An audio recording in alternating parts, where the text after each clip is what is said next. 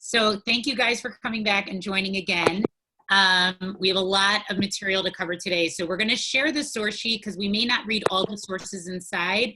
And, you know, this would be a good opportunity to maybe do some of the learning or to review some of the things that we're going to go over today on your own when, you know, when we have more time.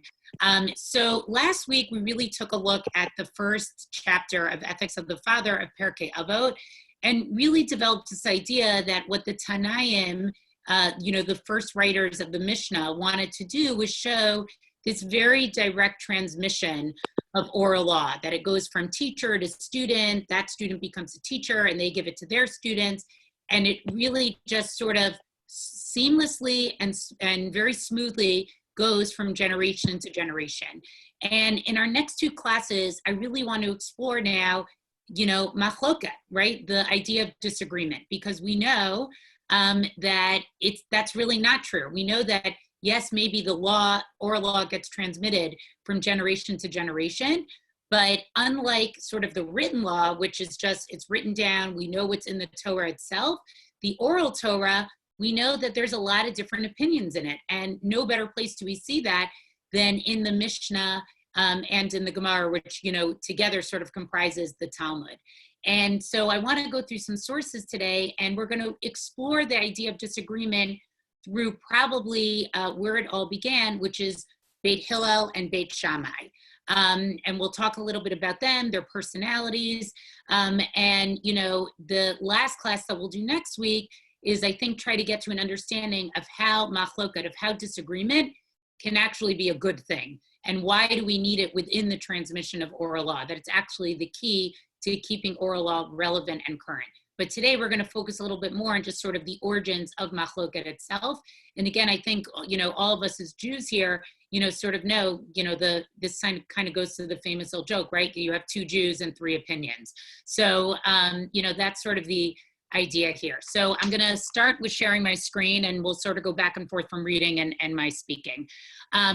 So, you know, last week we talked about that there was a period of time called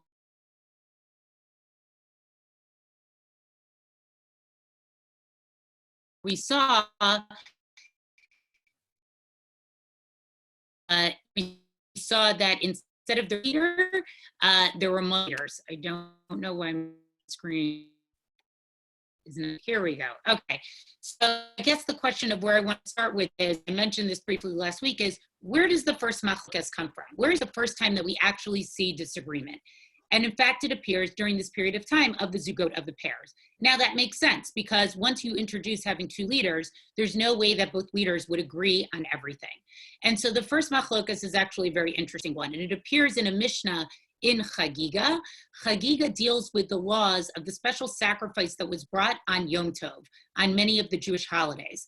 And the machloket is as follows. When one would bring the animal, okay, that you had on Yom Tov, one of the things about the animal, well, any sacrifice that somebody brought, part of what you did was a process called smicha, okay, which smicha, right, we now think of it as sort of what is bestowed upon a rabbi to become a rabbi, but it literally means like lismoch, like to place your hand on somebody. And what the concept was is that when a person was bringing an animal to sacrifice, they would do smicha on that animal, place their hands on that animal. And it was a way of sort of symbolically showing that they are transferring themselves onto this animal. And at the same time, so this was what was done for many different types of sacrifices. At the same time, we know that an animal in itself is considered to be muksa. It's not something that we sort of move around on Shabbat. And it becomes a question, therefore, on Yom Tov, on some of these Jewish holidays, were you allowed to do smicha? Could you touch the animal and do this process of laying your hands on it before you gave this korban chagiga, before you gave this sacrifice that was special to the Jewish holidays? And this is the first time that we see that there's an actual disagreement. And this is traditionally what we say was the first machloket, the first disagreement in Jewish oral law. So the Mishnah in Chagiga, it's from chapter 2, Mishnah 2, reads as follows. Yossi ben Yoezer omer shelo lismoch. So Yossi ben Yoezer would say you would not do smicha for this particular sacrifice on a Jewish holiday. Yossi ben Yochanan omer lismoch, but his counterpart, Yossi ben Yochanan, says, you do smicha. Yoshua ben, so now that's the first generation. Remember, there are 5 generations of Zugot. Yoshua ben Parchi omer shelo lismoch, Nitai harbeli omer lismoch. So in the second generation, the same one. Yoshua ben Parchia says, we don't do it. Nitai harbeli says we do. Yehuda ben Tabai omer shelo lismoch, Shimon ben Shetach omer lismoch. So in the third generation of Yehuda ben Tabai and Shimon ben Shetach, again, Shmaya omer, so now we get to the fourth one, Shmaya omer lismoch, Av Talyon omer shelo yismoch. So in the fourth generation, it's interesting to see here that it gets reversed. In the first 3 generations, the first person, who's always the Nasi, says lo lismoch, and the second person, who's the Av Bezdin, who's the head of the Jewish court, says that we do smicha. And here in the fourth generation, it gets shifted. And Shmaya says, the Nasi says that we do smicha, Av Talyon says we don't. And then we get to the 5th generation, and this is the pair that's the most famous, Hillel u'Menachem. Oh wait, which is supposed to be Hillel and Shammai. So here's something that's very interesting that many people don't know, but actually Hillel was not paired with Shammai first. He had a different counterpart. And who was this person? It was somebody named Menachem. And it says the following, Hillel u'Menachem lo nachlaku. So in that 5th generation, there actually was not this machloket. There was not this disagreement. What happened? Yatsa Menachem left, Nichnas Shammai, and Shammai came in, and he became the Av Beitin. He became, Hillel's co-partner. Shammai Omer Shelo Lismoch. Shammai said that we don't do smicha. Hillel Omer that we do smicha. And then the Mishnah just wants to tell us Harishonim Hayu Nasim V'Shnayim Lahem Avot Beitim. That the first person who's mentioned is always the Nasi, and the second person who's mentioned is the Av Beitin. Just to know, where it says those Shammai and Hillel, that's actually reversed. Hillel is the Nasi, Shammai is the Av Beitin. So first of all, who is Menachem? Like, I'm sure many of you raised your hand if you've actually heard of Menachem before, because many people have not actually heard of him before. So there's a Gemara in Chagiga on 16b that actually discusses who he is. And it says that he left. And there's a couple of different understandings of why he left. One is that he actually became a heretic. He left. And another one is that he was actually conscripted to the Roman army. But it's interesting to see that initially we sort of had this going back to not having machloket when it was Hillel and Menachem. Menachem left for, again, either because he became a heretic or he had to go into the Roman army. And then we have Shammai. And yet again, we have this introduction of a machloket of some sort. So this is the original machloket, okay? Is this issue over smicha? So now I want to show one other source here, which is from a Tosefta. Now, what is a Tosefta for those of you who've not heard of that before?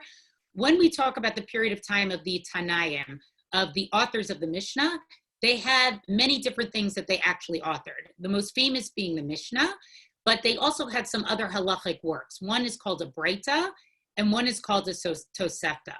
So a Breita is sort of like a Mishnah that kind of didn't make it into the Mishnah, and very often in the Gemara, when it's discussing a Mishnah, the Amorayim, the authors of the Gemara, will bring in a Brisa to either prove or disprove a point they're making about the Mishnah that's being discussed. And there's also items that are called Tosefta. Again, we could do a whole other class on this of what all the types of Tanaitic writings are. It's not clear exactly what the origins of the Tosefta is, if it's just sort of a larger corpus of Mishnah, if it's a variant of the Mishnah, but this is a Tosefta that we have here. And it reads as follows: Kishenichnesu chachamim lekerem biyavna, amru atida sha'a shehe adam mevakesh divrei davar midivrei Torah, ve'ino motzei midivrei sofrim ve'ino motzei. So what it says is the following, is that when the sages went to Yavna, now what was Yavna? After the destruction of the Beit HaMikdash, right, there's that very famous story, right when the Beit HaMikdash, the second temple we're talking about, is about to be destroyed, that Rabbi Yochanan ben Zakkai, right, who's one of the earlier Tanaim, has that encounter with the Romans, and he basically says, right, Jerusalem is under siege, the rebels who are fighting the Romans won't let anybody in and out of Jerusalem, and he basically is able to cut a deal with the Romans. And one of the things he says is, doesn't ask to save Jerusalem, but he says, let us move the court to Yavna. So the first time the Sanhedrin, the first time the court of Jew and all the learning took place outside of Yerushalayim, it took place in Yavna. So this Tosefta is discussing what happened when they entered, when the Chachamim, when the sages got to Yavna. And remember, this is not just going to Yavna. This is everything they knew about Judaism has completely been destroyed, right? There's no longer a temple anymore, and the center for learning is not going to be in Jerusalem anymore. And they have to now transpose all of this into Yavna. And what do they say? They say that in the future, there will come a time when a person will seek a teaching from the teachings of the Torah, and he's not going to find it, or from the teachings of the scribes, meaning the Nevi'im, and he's not going to find it. Now, that's very interesting. And I think what the rabbis are acknowledging here is that there's been a tremendous disruption in the actual transmission, right? Something changed here, and that there's going to be questions and concerns that come up, and the old way of learning things, right, which is like that you look in the text or you look in the Nevi'im, is not going to exist anymore. And they quote a pasuk, they quote a verse from Amos to show where they learn this from. And at the end, though, what do they say at the end? And I'm just going to skip to the bottom here. At the end of this, they say, okay, sorry, I'm lost my place here. Give me 1 second here. Okay, Amru, they said, Natchil mi Hillel v'Shamai. But they said, where is the point where they're going to begin by sort of rebuilding the Torah and rebuilding this transmission? It's going to be from Hillel and Shammai. So we know that the last of the Zugot, the last of these pairs, is at this real pivotal point in Jewish history, where the regular transmission has been completely disrupted, the way of Jewish life has been disrupted. We even see from this Tosefta that when the Chachamim, when the sages go to start trying to rebuild in Yavna, they recognize that our traditional ways of learning is going to be different. And where do they say sort of the starting point is going to be? It's going to be from that pair of Hillel and Shammai. So now we're going to get to a very nice Yerushalmi. So as many of you may or may not know, and I'll just spend a little time explaining this, there's actually two versions of the Talmud. There's the Babylonian Talmud and there's the Jerusalem Talmud. The Jerusalem Talmud is what was written in Israel. The Babylonian Talmud was written a little bit later in the diaspora community of Babylon. And in a certain way, the Babylonian Talmud, because it was finished a little later, and they had a lot of the information that was in the Jerusalem Talmud. Very often in the Babylonian Talmud, you'll hear stories where it says like this Amora traveled from the Amoraim, or the authors in the Talmud, traveled from Israel and came to Babel and shared some Torah that he learned in Israel. So the Babylonian Talmud sort of had a little bit more, I would say, authority. But it's interesting to compare and contrast, because the Yerushalmi Talmud, the Jerusalem Talmud, sort of records the traditions of Israel, whereas the Babylonian Talmud records the traditions of Babylon. When we traditionally learn Daf Yomi today, as we were talking about before, we're referring to the Babylonian Talmud. Okay, so this is a piece from the Jerusalem Talmud, and I apologize, I don't have an English translation for it, so we'll just read it together and I'll translate it. But Rishona lo hayta machloket b'Yisrael. So in the beginning, there was no disagreement in Israel. Ella al hasmicha bilvad, except on this issue that we mentioned from the Mishnah in Chagiga about smicha, about laying on the hands of this particular sacrifice of the Korban Chagiga. Va'asu Shammai v'Hillel, va'asu atan arba. Okay, and then what happened? Hillel and Shammai come, and they end up taking it from 1 machloket to 4 machloket. It ended up that there were 4 things that Hillel and Shammai as individuals, they ended up disagreeing about, and we'll talk about what some of those things are a little bit later. Okay, Misha Rabu Talmidei Beit Shammai Talmidei Beit Hillel v'lo shimshu et rabbehen kol tzarchan v'rabu hamachlokot b'Yisrael. When many students increase for, and this is what we call Beit Shammai and Beit Hillel, like the house of Shammai and the house of Hillel. So it's really, I would think of it, I think a better translation of Beit is not house, but it's more the Academy of Shammai and the Academy of Hillel. It's really 2 different yeshivot, it's 2 different schools. So when they increase the students of the Academy of Shammai and the Academy of Hillel, so this is the important line here, lo shimshu et rabbehen. So shimush is sort of like doing a, I guess because I'm a doctor, I'll use the word residency, but it's an apprentice, right? Like, being an apprentice to your Rebbe. And they weren't careful with how they were with their teacher. It's like maybe they weren't paying, right? It says, Lo shimshu kol tzorchan. They didn't pay attention to all the details of what their teachers wanted from them. What happened at that point? That increased all of the disagreement in Israel, okay? So it's interesting to see. What it's saying is that the students were not so careful about what it is exactly that their teachers were trying to communicate to them. And because of that, when that detail was neglected, right, machloket, disagreement, increased in all of Israel, right? V'nechlaku l'shtei kitot, right? And they became now two camps. Elu mitamim ve'elu mitarin. One would say something was impure. One group would say something was pure.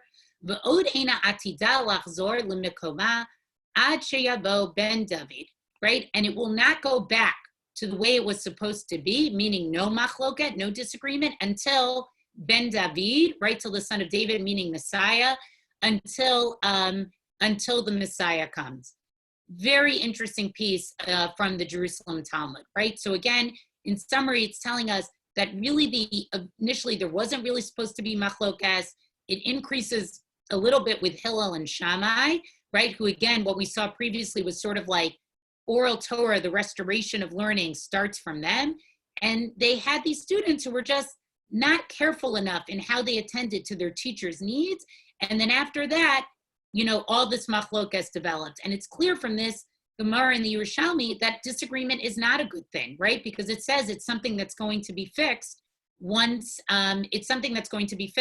once Mashiach comes. Okay, so that is sort of the origin of the machlokas. So I'm not going to go through all the sources in depth, but I wanted to share a little bit what three of sort of the very famous machlokases are between Hillel and between Beit Hillel and Beit Shammai. Some of the things that they're very famous for disagreeing about. And also within those disagreements, we sort of see the personalities of the different academies develop, right? So many of you may be familiar, Hillel sort of, the Academy of Hillel sort of had, let's say, a kinder, gentler, more open approach to life and to people. And the Academy of Shammai sort of had a very strict, straight approach to life. So the first thing I want to share is a Gemara in Ketuvot that reads as follows. Tanu Rabbanan, our sages taught, Ketzad meragdim lifnei hakala, right? How do we dance before a bride? So we know that it's a mitzvah. It's actually a commandment, okay? It's based on actually the mitzvah, I believe, of v'ahavta l'reacha kamocha, of loving your neighbor like yourself, that when we go to a wedding, we should make it joyous for the bride and groom. And I guess I'll bless all of us that we should be able to go to all those weddings again very, very soon, right? I know sometimes we all were like, our social calendars were like, oh, I have to go to something. Now I feel like we all miss having things to have to go to.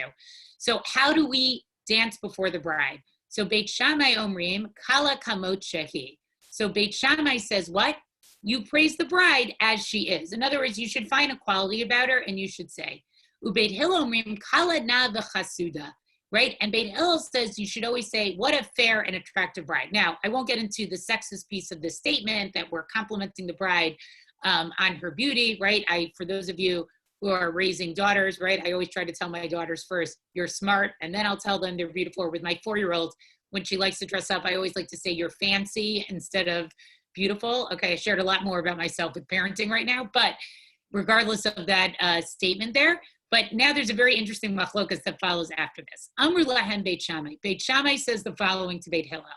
Harei shaita chigarta osuma, omrala kala na'a v'chasuta.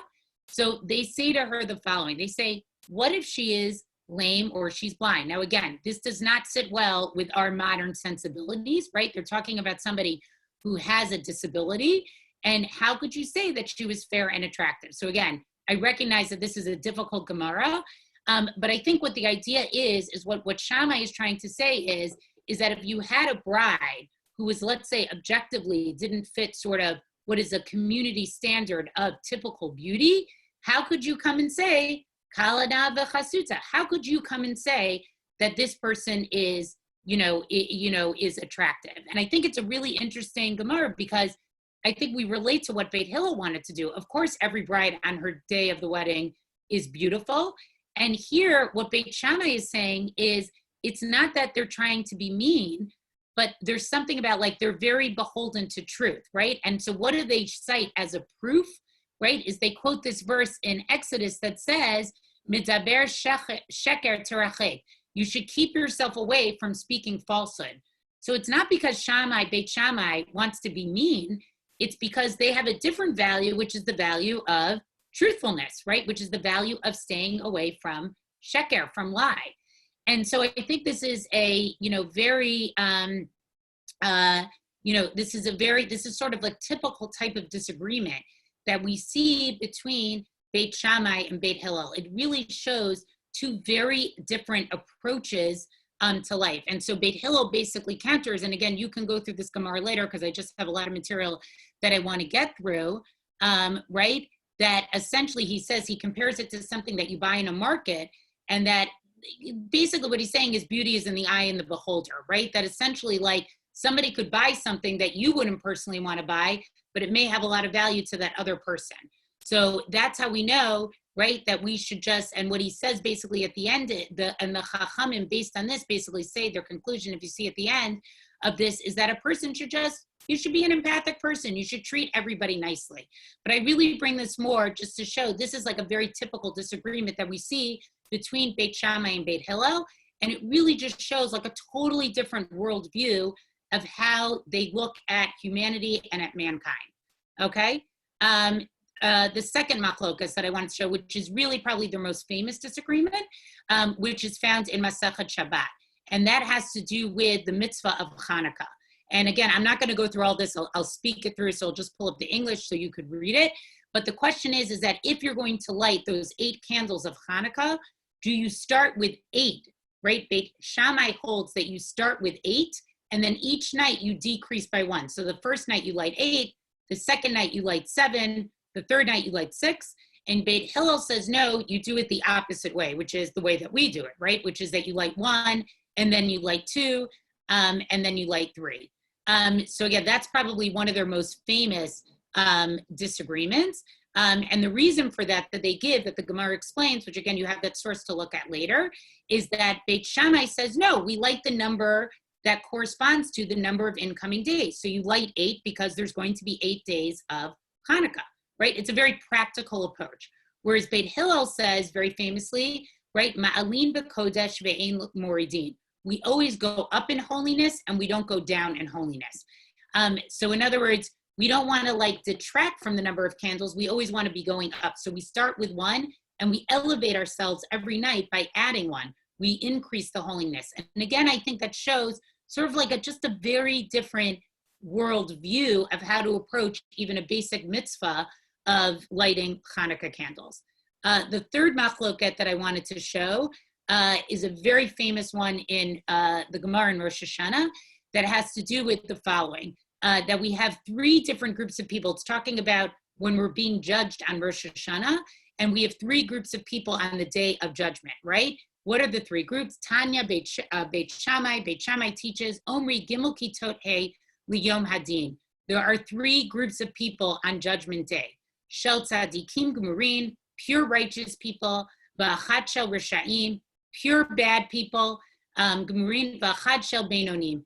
And then there's this group of middle people. So the question is, what happens to the middle group of people? So that's what they have a machlokas about. So Beit Shammai believes, right, the Academy of Shammai believes, what happens to those people? That those people, they go to Gehenna, they go to hell, because they have to atone for the sins that they did, okay? Whereas Beit Hillel says the opposite, and Beit Hillel says, no, wait, God is a God of rachamim. God is a God of kindness. And the middle people, God's going to tilt the scale in their favor, and they're going to do okay. They will not have to go through hell.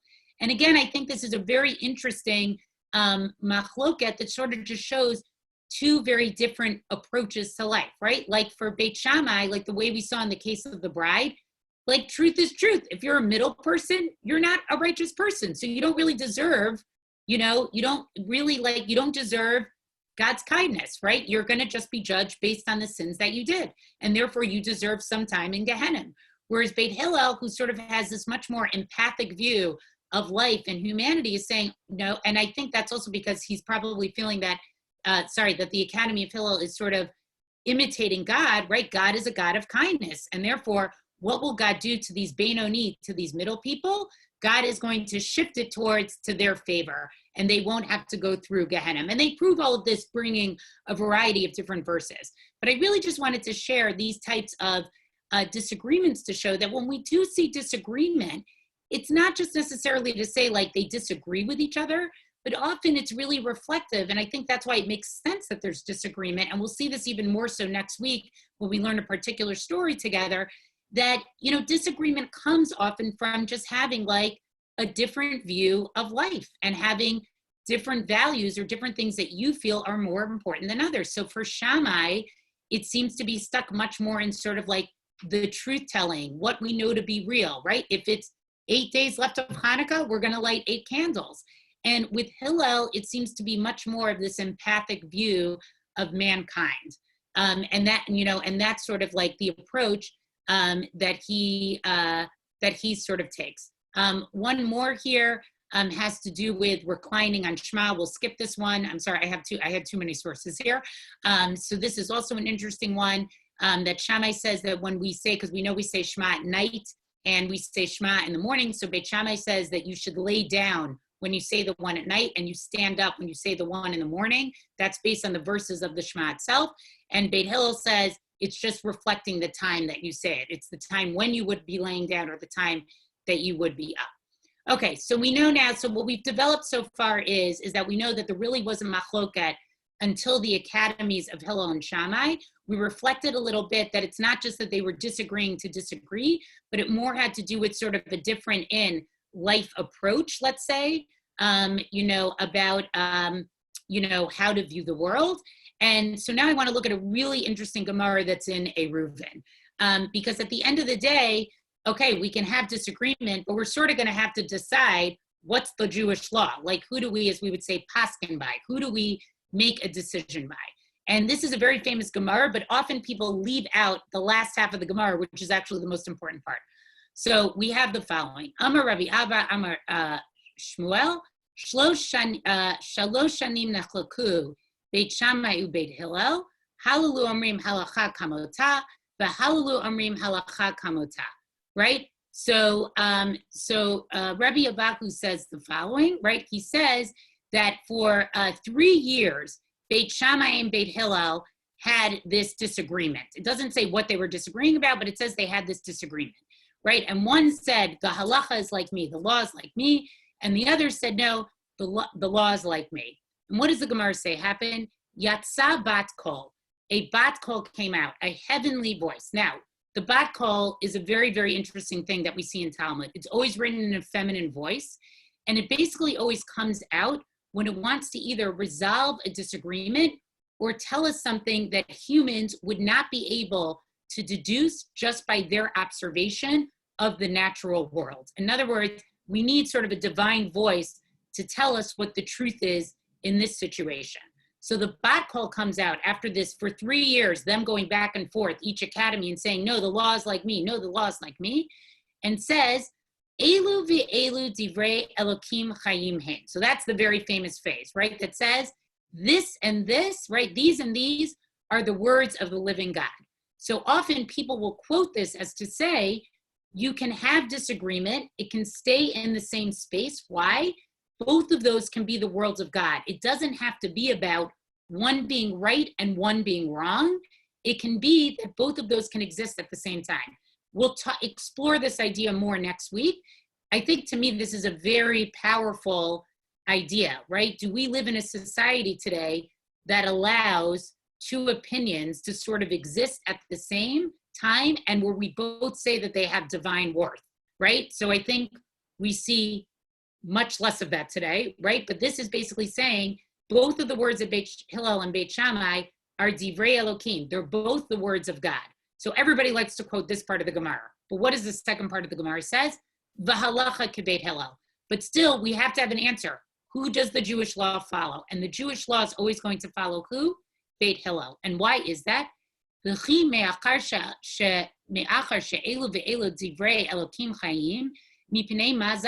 Gemara asks that, wait, you just said Elu ve'elu divrei Elokim chayim. You just said both of these are the divine word, right? They're both God's word. How then can you say the halacha always follows Hillel? Shouldn't the halacha sometimes follow Shammai? Or should we say both of them, people can do what they want because both of them are true, right? So what did Hillel do, right, to deserve that the law is like him, okay? Likvo halacha kamotan, right? That the halacha always gets established lahen. Mipnei shenochin ba'aluvin hayu v'shonin divrehen v'divrei Beit Shammai. So what does it say? Because they taught their own ideas as well as the ideas of Beit Shammai. So the reason why the halacha is like Beit Hillel is because the Academy of Hillel was always willing to share the counter view. Not only did they teach how they view things, but they also taught what Beit Shammai always said, even though it was something that they would disagree with. And the Gemara concludes and says, below od, Ella shemakti min divrei Beit Shammai ledivrehen. Not only did they teach it, they would teach those words first. And so I think we learned something very beautiful about machloket here, right? We're allowed to have machloket. Machloket can be elu ve'elu divrei Elokim, right? Both Elokim chayim, both of these can be divine word. But the reason why we always give the Jewish law over like Beit Hillel, in fact, there's only like 3 cases or 4 cases, I'm not remembering now, that we give over the Jewish law like the Academy of Shammai, is because of the respect that Beit Hillel showed towards Beit Shammai, right? They always taught the words of Beit Shammai, and they always taught the words of Beit Shammai first.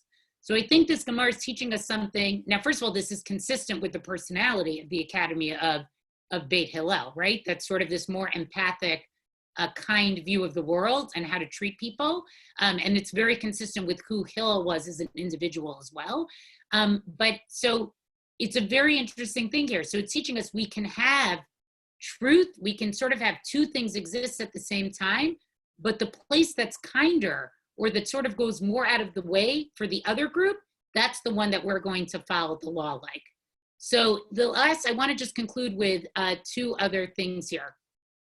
So even though we had all of this machloket between the 2 academies, and we saw in the Gemara in the Yerushalmi that it said that eventually this is going to be rectified, it's going to be fixed when the Messiah comes, we have a very, very interesting Mishnah in Edjot. So please remember that we talked about Mishnah Edjot. This is going to be very important for our class next week. What is the Tractate of Edjot? So the Tractate of Edjot literally means testimonies, right? It's from the word aid, and it's one of the tractates in Nezikin, which deals with, of the 6 sections of the Mishnah, it deals with capital and criminal law, and it's actually probably the first masachet of Mishnah that was written. So instead of it being around a theme, it's a collection of a variety of different laws. It's not really around one particular topic, and often many of the Mishnahs that appear in Edjot will then appear in another tractate where it sort of is more thematically where it fits in here. So I won't get, there's a little bit of a confusing Mishnah, but it's talking about the case of, I think many of you may be familiar with, that if a woman, if somebody's husband died and they did not have children, right, she would have to marry a surviving brother. And Beit Shammai and Beit Hillel had a disagreement, okay, that if there were 2 wives, what they called sarot, right, literally, which means like that causes trouble between each other, okay, right, which one of the sarot, which one of the surviving wives would marry the brother, and if they chose not to get married, they would do this process called chalitza, which was with the shoe, and it would sort of absolve the brother of having to marry his brother's wife. And the idea is that the woman would have children with the brother, with her former brother-in-law, to sort of keep the name of her husband who passed away. So what's interesting is they have a huge disagreement over whether or not you're allowed to do this, whether or not priests are allowed to do this. And it had some real significance, because if somebody participated in one of these marriages that Hillel said Beit Hillel says you were not allowed to do, the product of that marriage was actually what we would call a mamzer. They're like, I hate the English word.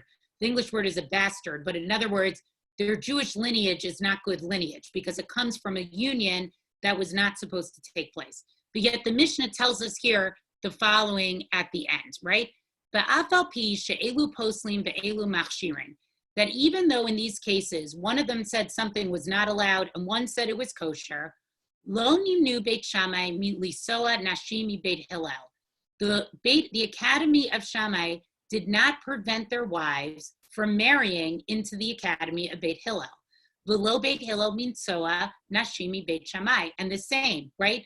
And the Academy of Beit Hillel did not prevent their women from marrying into Beit Shammai.